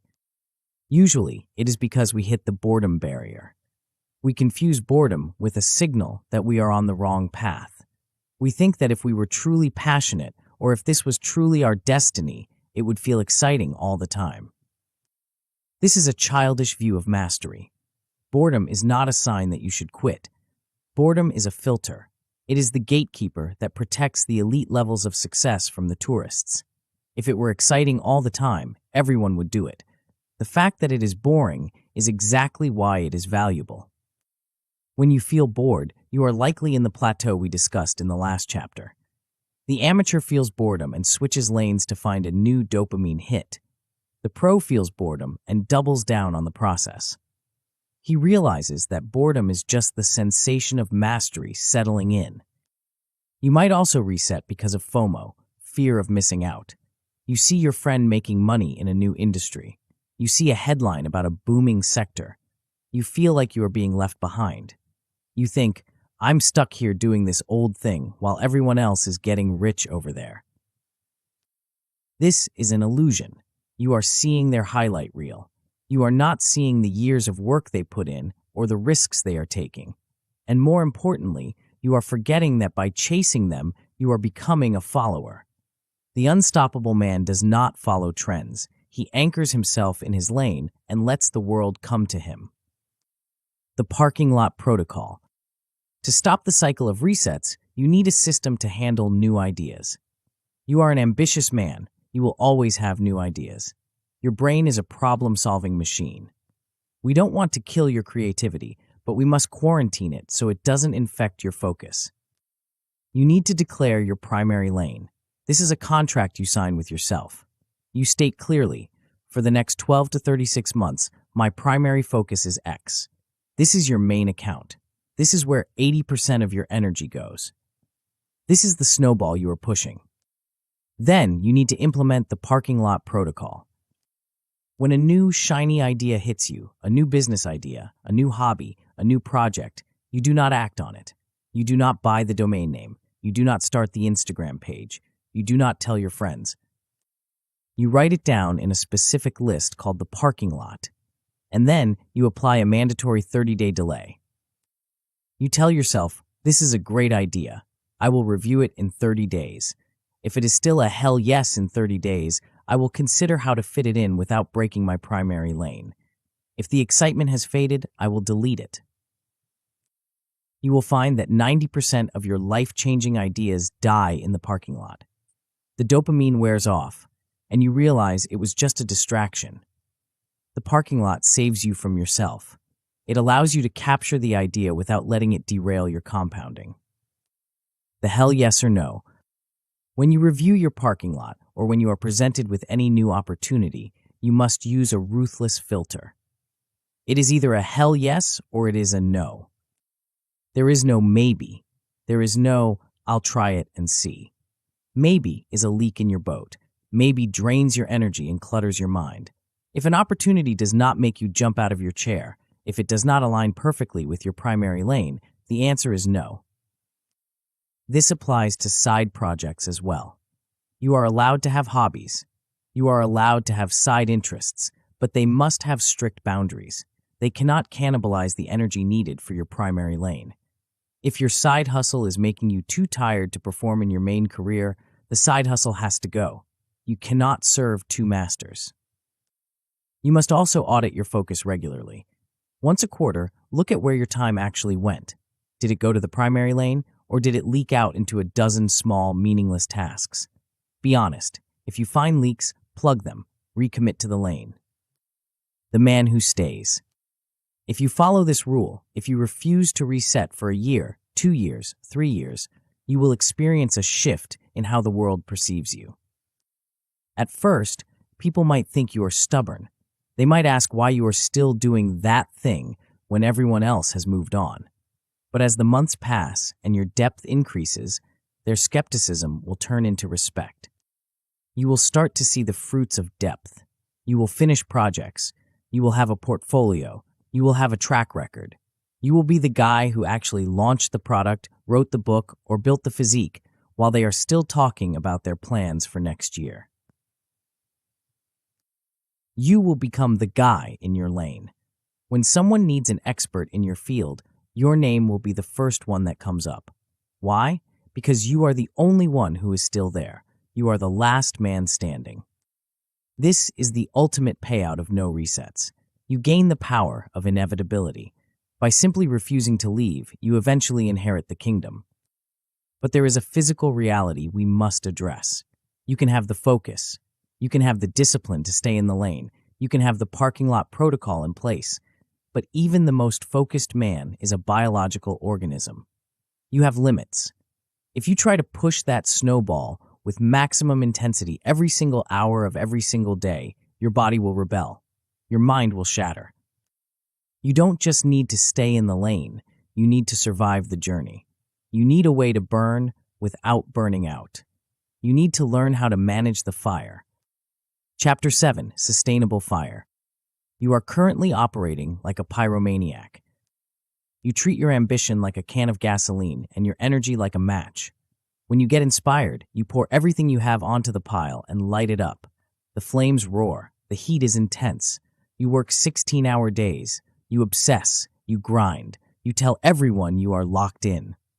For 2 weeks, you are a blinding beacon of productivity. And then inevitably, the fuel runs out.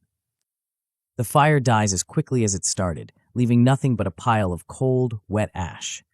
You collapse. You spend the next month recovering, feeling guilty, staring at the ceiling, wondering why you can't seem to get it back. You wait for the next spark of motivation to start the cycle all over again. This is the boom and bust cycle. It is the default operating mode of the amateur. It is dramatic, it is exciting, and it's completely useless for building slow power. If you want to be unstoppable, you have to stop trying to be an explosion. Explosions are impressive, but they destroy the engine. We are not trying to build a bomb. We are trying to build a furnace. A furnace burns hot, but it burns steady. It can run for days, months, and years without burning down the house. To achieve this, you need to master the art of sustainable fire. The lie of the grind. We live in a culture that fetishizes exhaustion. We are told that if we aren't suffering, we aren't working. We scroll through social media and see quotes about grinding while they sleep and no days off. We equate the feeling of being drained with the reality of being productive. This is a dangerous lie. Exhaustion is not a badge of honor. It is a lagging indicator of poor energy management. Willpower, focus, and creative energy are finite resources. You are a biological system, not a machine. You have a battery. If you drain that battery to zero every single day, you are damaging the hardware. When you push into the red zone of chronic fatigue, your decision-making degrades. Your emotional regulation fails. Your work becomes sloppy. But the worst consequence of the boom and bust cycle is psychological. When you work until you collapse, your brain begins to associate effort with pain.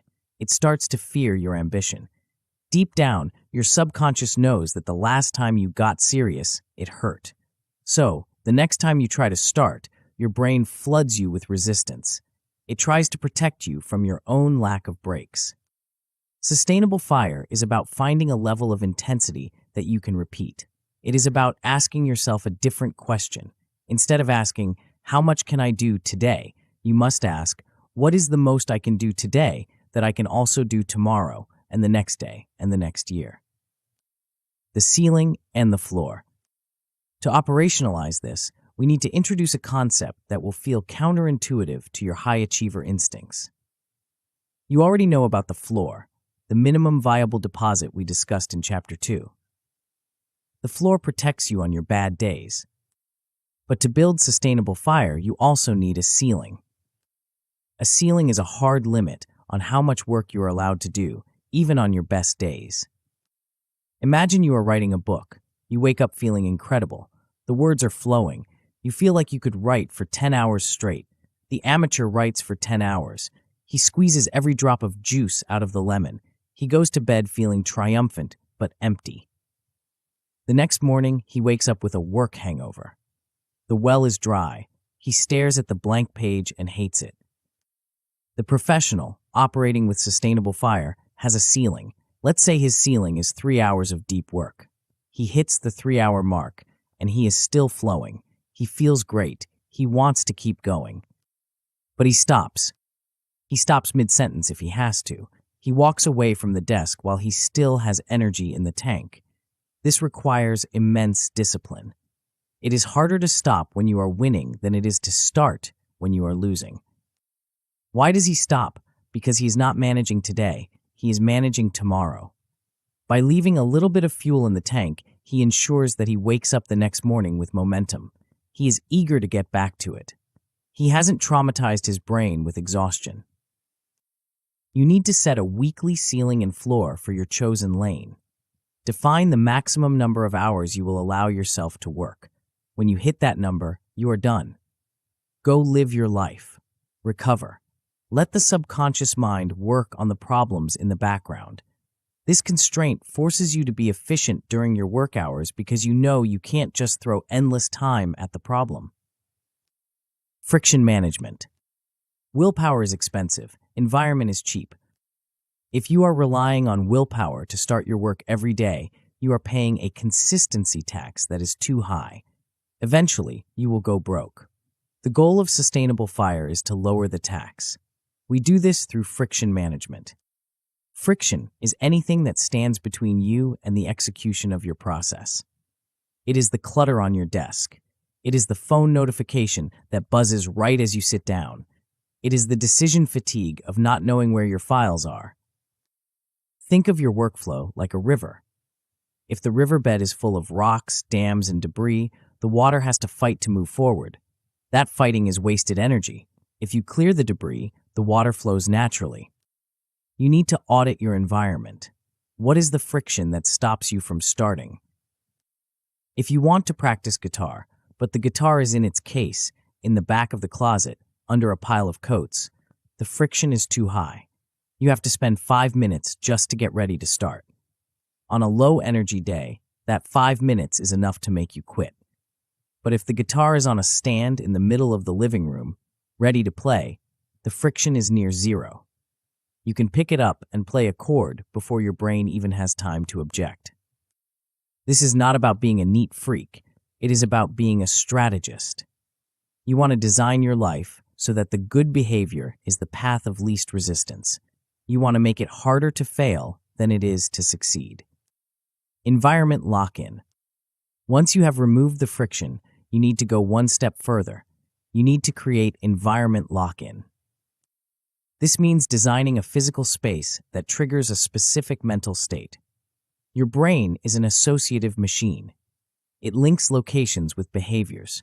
If you work in bed, your brain is confused. It doesn't know if it should be sleeping or grinding. If you work on the couch, where you also watch movies and eat snacks, your focus will be diluted by the ghosts of your leisure time. You need a dedicated zone. It doesn't have to be a fancy office. It can be a specific chair at the kitchen table. It can be a corner of a room. But when you sit in that spot, the rule is absolute. We work. If you want to scroll social media, you have to stand up and leave the spot. If you want to eat, you leave the spot. Over time, this creates a Pavlovian response. The moment your body hits that chair, your brain shifts into go mode. You don't have to muster up the willpower to focus. The environment does the heavy lifting for you. You can amplify this with rituals. A ritual is a small sequence of actions that signals the start of the work. It might be putting on a specific pair of noise-canceling headphones. It might be turning on a specific lamp. It might be pouring a glass of water and setting it to the left of your laptop. These small actions are the ignition key. They tell your nervous system that the transition is happening. We are leaving the world of distraction and entering the world of depth. The more you repeat the ritual, the more automatic the transition becomes. The art of the idle. There is a myth that real hustlers never rest. This is the philosophy of the amateur. The professional knows that rest is not the opposite of work. Rest is a part of the work. You cannot sustain a fire without oxygen. If you smother the wood, the fire dies. Recovery is the oxygen. But most men don't know how to recover. They confuse numbing with resting. When they are tired, they scroll through their phones for 3 hours. They binge-watch television until their eyes hurt. This is not rest. This is just low-quality stimulation. It keeps the brain in a state of passive consumption, which is still draining. True recovery is active. It is sleep. It is walking outside without headphones. It is staring at a wall. It is engaging in a hobby that uses a completely different part of your brain than your work does. If you want sustainable fire, you must protect your recovery as fiercely as you protect your work blocks. You must treat your sleep like a performance-enhancing drug, because it is. You must treat your downtime as a strategic necessity. If you feel guilty when you rest, you are still trapped in the boom and bust mindset. You are judging yourself by the minute, not by the decade. The man who rests properly today is the man who can show up fully tomorrow. The man who refuses to rest today is the man who will burn out next month. The danger of over-optimization. As you begin to implement these strategies, setting your ceiling, clearing friction, designing your space, you will face a subtle trap. It is the trap of productive procrastination. You will get obsessed with the setup. You will spend weeks researching the perfect desk, the perfect chair, the perfect lighting. You will spend hours organizing your files and color-coding your calendar. You will tell yourself you are optimizing for sustainability, but really, you are just hiding. You are building a beautiful fireplace, but you never light the wood. Do not let the preparation become the project. Environment design is a one-time cost, not a daily subscription. Set it up, lock it in, and then get to work. A perfect environment with zero output is worthless. A messy environment with consistent output is still progress. The goal is not to have a Pinterest-perfect workspace. The goal is to have a workspace where you cannot help but do the work. If you find yourself tweaking your system more than you're using it, stop. Revert to the basics. Sit down, do the work. The long burn. When you combine the ceiling and floor, friction management, and environment lock-in, you create a system that runs on low power. You stop needing heroic bursts of adrenaline to get through the week. You stop needing a crisis to motivate you. Your work becomes boringly consistent. You show up. You enter your locked-in environment. You run your ritual. You work until you hit your ceiling. You stop. You recover. You do it again. To the outside world, this looks underwhelming at first. They want to see the drama. They want to see the all-nighters. But give it a year. Give it 2 years. While the hustlers have burned out and restarted 3 times, You are still there. You are still burning. Your fire hasn't gone out because you never let it get too big and you never let it get too small. You have become a force of nature, a steady, relentless heat that melts obstacles over time. But now that you have the fire under control, we need to look at the horizon. We need to talk about what you are actually burning for. You have the consistency, you have the patience, you have the sustainability. But if you view your work as just a series of tasks to be completed, you will eventually lose the plot. You need to elevate your perspective. You need to stop seeing yourself as a worker and start seeing yourself as a craftsman. You need to stop thinking in terms of projects and start thinking in terms of a lifetime. The fire is steady. Now let's talk about what we are forging. Chapter 8, Lifetime Craft. Stop treating your life like a series of one-night stands. I am talking about your work. I'm talking about your skills. I'm talking about the way you engage with the things you claim to care about. Look at your history. You pick up a new interest. You get excited. You fumble around with it for 6 months, and then you drift away when it gets hard or when the novelty wears off. You are a tourist in your own life. You visit different careers, different hobbies, and different identities, take a few photos, and then leave before you ever really understand the place. Tourists have fun, but they never build anything. They never put down roots. They never gain the deep, tacit knowledge that only comes from staying in one place until the seasons change 10 times over. If you want to access the deepest levels of slow power, you have to stop dating your potential and marry it. You have to stop viewing your current path as an experiment or a phase and start viewing it as a craft. A craft is not something you finish. A craft is something you practice. It is a living thing that you tend to for decades. This shift from project to craft changes the texture of your suffering. When you are just trying to get a result, the daily grind feels like a punishment. It feels like a toll you have to pay to get to the destination. But when you view your work as a lifetime craft, the grind becomes the point. The repetition becomes a ritual. You stop asking, "When will I be done?" and start asking, "How good can I get before I die?" The cathedral timeline. Most men are operating on a timeline that is laughably short. You are stressed because you haven't become a millionaire in 3 years. You are anxious because you haven't mastered a language in 6 months. You are judging your life by the metrics of a viral video, which has a lifespan of about 24 hours. This short-termism is a recipe for panic. When your horizon is 6 months, a bad week is a tragedy. A bad week represents 4% of your entire timeline. It feels massive. It feels like the sky is falling. But what happens when you extend your horizon to 20 years?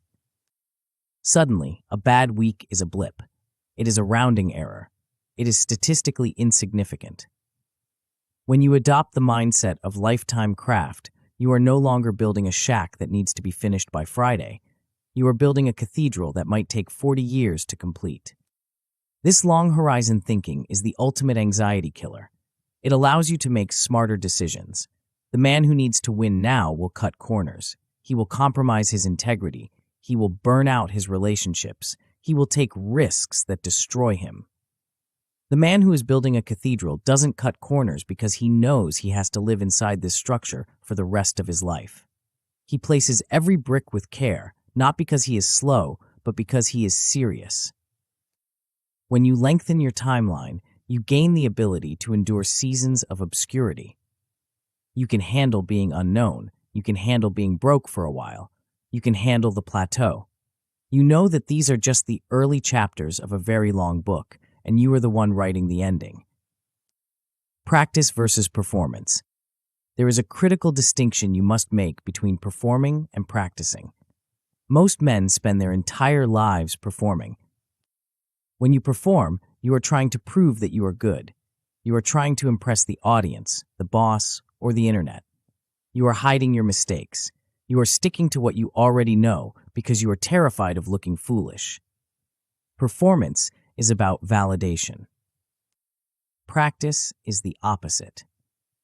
When you practice, you are trying to find out where you are bad. You are hunting for your weaknesses so you can kill them. You are willing to look stupid. You are willing to fail over and over again because you know that failure is the data stream that drives improvement. To become a master, you must spend 90% of your time in practice mode and only 10% in performance mode. The problem is that the modern world pushes you to perform 24/7. Social media is a relentless performance stage. The corporate world is a performance review that never ends. You must carve out a sanctuary for practice. You need a space, mental and physical, where you are not trying to win, but trying to learn. In this space, the outcome doesn't matter. The only thing that matters is the feedback loop. The feedback furnace. Repetition alone does not create mastery. If you do the same thing wrong for 10 years, you haven't become an expert. You have just calcified your incompetence. Mastery comes from deliberate practice. This means you do the work, you get immediate feedback on the quality of that work, you adjust, and you do it again. This is the loop. Practice, feedback, adjust, repeat. Feedback is painful. It hurts the ego to see exactly where you fell short. It hurts to record yourself speaking and hear the ums and ahs. It hurts to look at the data and see that your strategy failed.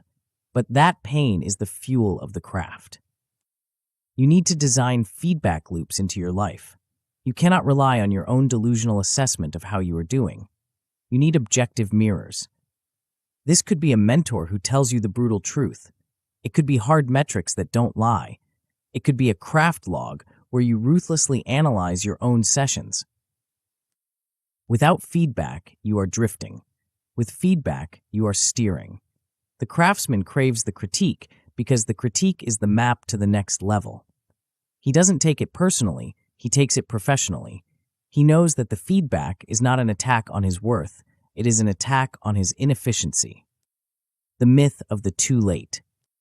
I can hear the objection forming in your mind. This sounds great, you think, but I'm 30 years old, or 40, or 50. I missed the boat. The prodigies started when they were 6. I can't compete with them. This is the voice of the coward seeking an exit. The idea that mastery is reserved for the young or the gifted is a myth designed to keep you on the couch. History is filled with men who started late and dominated because they stayed longer. The prodigy often burns out because he relies on talent and early praise. When the work gets hard, he crumbles. The late starter knows he has to work, so he builds a system that can sustain the load. If you are still breathing, you are still in the game. The only deadline that matters is the one on your tombstone. Until then, you have time to practice. You have time to improve. You have time to build a body of work that matters. Do not compare your chapter 1 to someone else's chapter 20. That is a recipe for misery. Compare your work today to your work yesterday. If it is better, you are winning. If you stay on the path of lifetime craft, you will eventually pass the prodigies who quit. You will pass the sprinters who pulled a hamstring. You will be the old man on the mountain who knows the terrain better than anyone else because you simply refused to go home.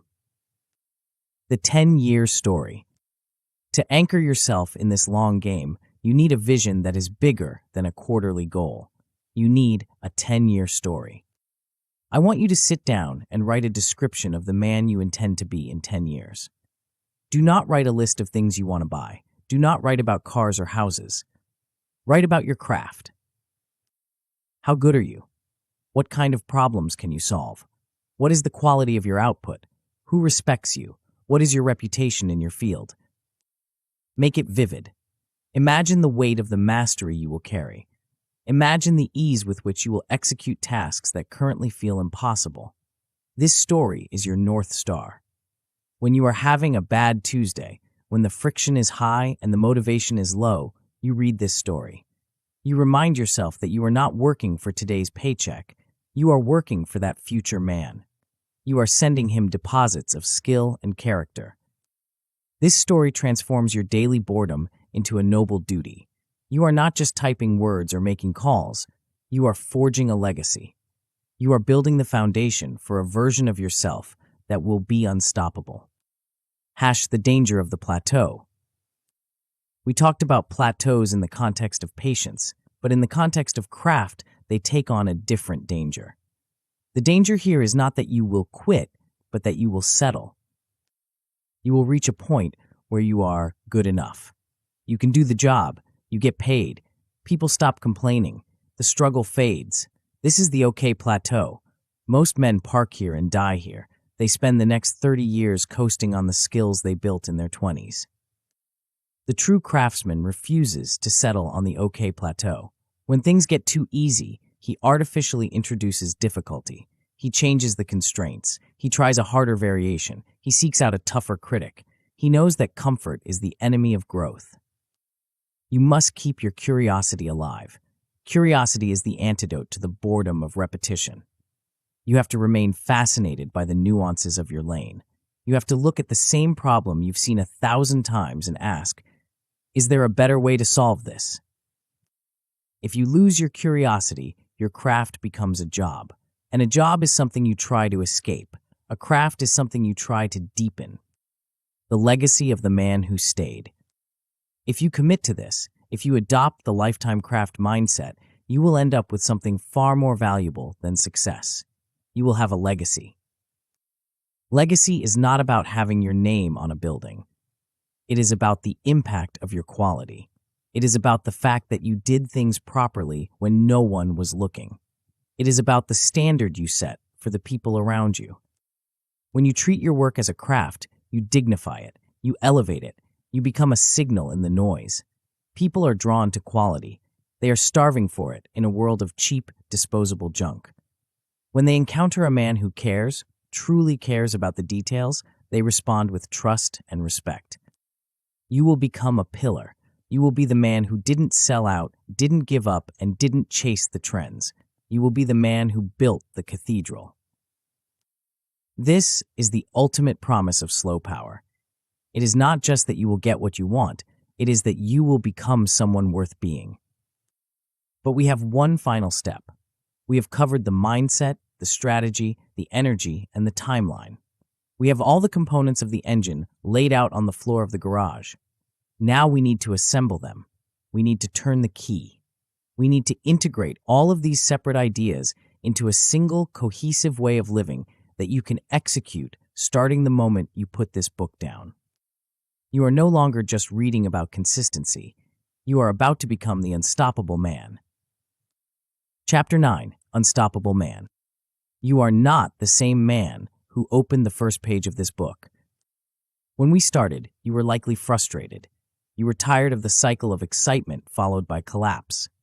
You were sitting on a pile of half-finished projects and broken promises, wondering why you couldn't just make yourself do the work. You thought the problem was a lack of willpower, or perhaps a lack of passion. You thought you needed a better hack, a faster shortcut, or a sudden lightning strike of motivation to finally change your life. Now you know the truth. You didn't need a miracle, you needed an operating system. We have spent the last 8 chapters dismantling the fragile man, the one who sprints, crashes, and resets, and assembling the components of the unstoppable man. You now possess a set of tools that most people will never discover. You understand that consistency is not a moral virtue, it is an economic engine. You know that you are building an asset class called consistency capital, and that every boring, repetitive action is a deposit that compounds over time. You have learned to lock your identity, shifting from I'm trying to do this to this is who I am. You have learned to put process first, ignoring the scoreboard to focus on the machinery of execution.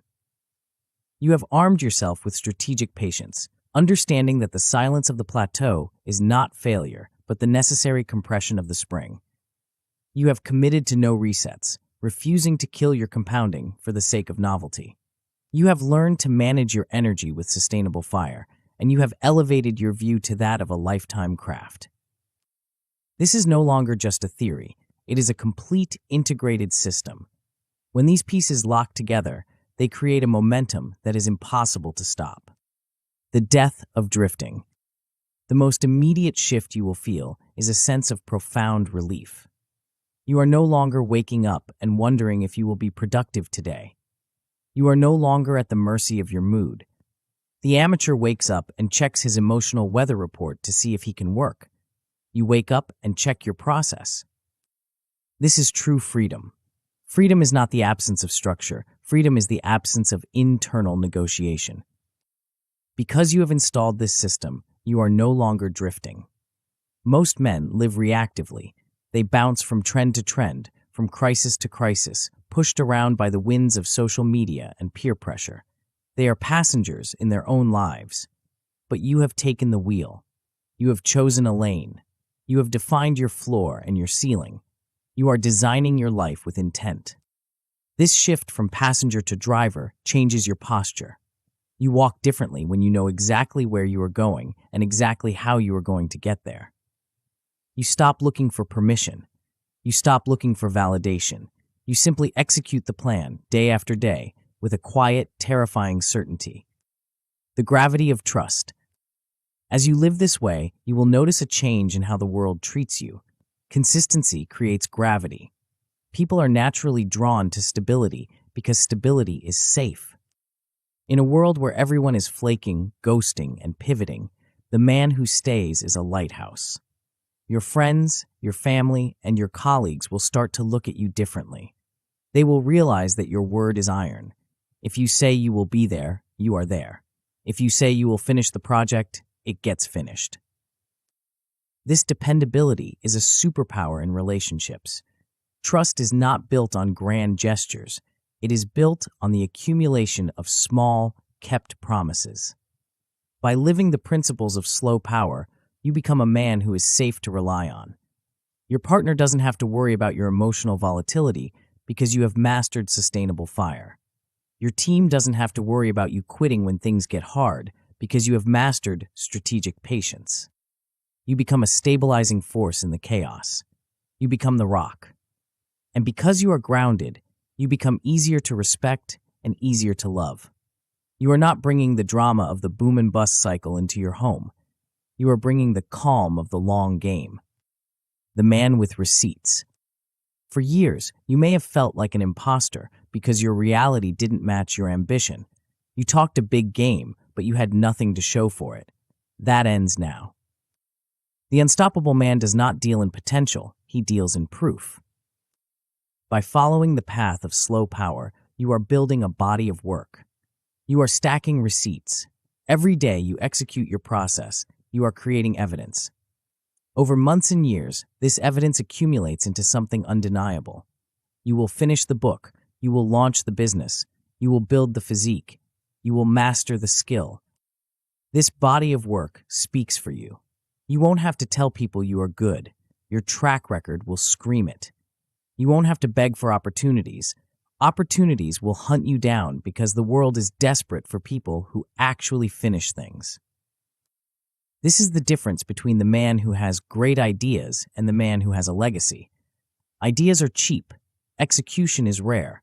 You are becoming the man with the receipts, and that gives you a leverage that no amount of charisma can fake. The downhill slide. Here is the best news I can give you. It gets easier. Right now, at the beginning, consistency feels like heavy lifting. You are pushing the boulder up the hill. You are fighting your old neural pathways. You are fighting the friction of your old environment. But if you stay in the lane, the physics will flip. Habits become automatic. The behaviors that currently require willpower will eventually require zero effort. They will just be what you do. Your skills will compound, meaning you can achieve more result with less energy. Your reputation will snowball, meaning doors will open for you without you having to kick them down. This is the promise of the unstoppable curve. The flat line eventually bends upward. The struggle eventually turns into flow. The man who chooses consistency is not signing up for a lifetime of grinding. He is signing up for a lifetime of increasing leverage. You are doing the hard work now so that you can have the power later. The first brick. We are at the end of the book, but we are at the beginning of your work. You have the map. You have the compass. Now you have to take the step. Do not close this book and say, "That was interesting," and then go back to your old life. Do not let this be another shelf-help book that made you feel productive for a few hours but changed nothing. You need to act, and you need to act small. First, choose your lane. Do not overthink this. Look at your life and pick the one area where compounding will have the biggest impact over the next 12 to 36 months. Write it down. Make it a contract. I am the man who focuses on X. Second, define your floor. What is the minimum viable deposit you can make in that lane every single day? Make it so small you can't say no. 10 minutes, 200 words, one sales call. Write it down. Third, set up your tracker. Get a calendar, get a notebook, draw the grid. You need to see the chain. And then do the first rep. Do not wait for Monday. Do not wait for the new year. Do not wait until you feel ready. Do it now. Do it quietly. Do not post about it on social media. Do not announce your grand transformation to the world. The world doesn't care about your announcements. It cares about your results. The quiet start. Imagine yourself 5 years from today. Visualize that man. He is calmer than you. He is stronger than you. He is respected in his field. He has a body of work that makes him proud. He has relationships built on deep trust. He is unstoppable, not because he is frantic, but because he is inevitable. He is looking back at you right now. He is looking at this moment. He is waiting for you to make the decision that created him.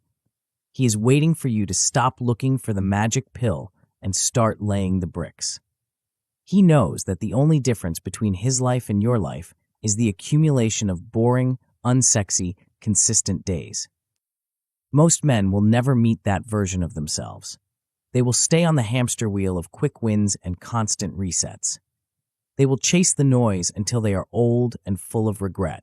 They will look for the secret until they die, never realizing that the secret was simply to stay. That is good news for you. The competition is weak. They are distracted. They are fragile. They are leaving the field wide open for the man who has the courage to go slow. You have the operating system. You know the cost of quitting. You know the power of staying. Close the book. Pick your lane. Start the clock. Become the man who chooses consistency. Become the man who becomes unstoppable.